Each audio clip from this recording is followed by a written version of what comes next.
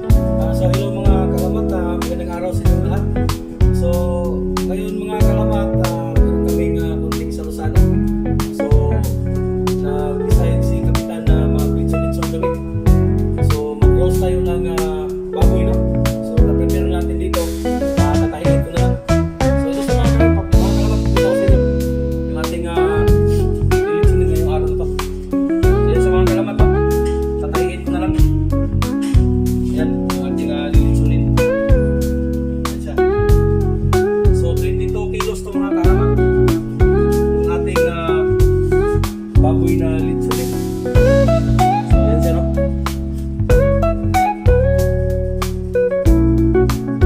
So, mamaya mga kalamat, pakita ko sa inyo yung aming lilitsunin na baboy.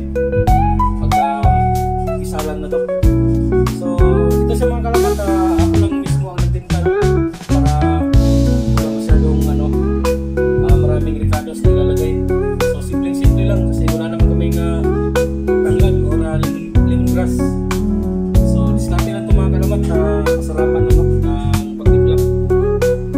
So, yun lang mga kalamat, update ko kayo maya-maya. So, oras ito mga kalamat, alas 5 ng umaga. So, naumpisahan ko siya mga 4:30 ng umaga. So yun ang mga kalamat, update ko lang kayo maya-maya sa ating litson, sa ating kunting salusalan, sa ating handaan. So maraming salamat, God bless, and see you next time.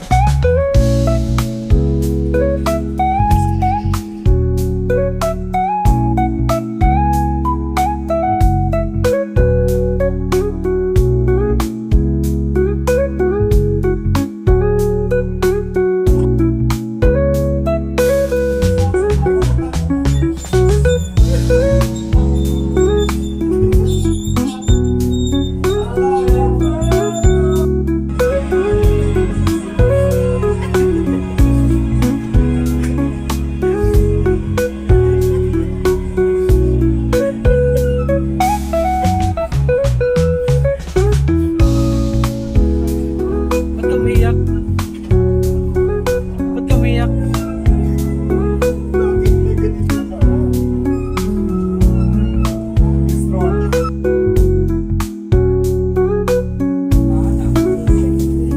Ayan mga kalamat, malapit na maluto. Siguro mga 2 oras na lang. So nandito kami mga kalamat sa dulo ng Indian Ocean. Papalapit kami sa Madagascar.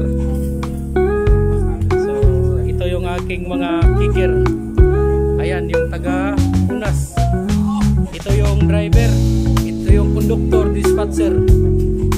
Yung pinsan ni Agamulak. Yan. Be. Yan pinsan ni Agamulak.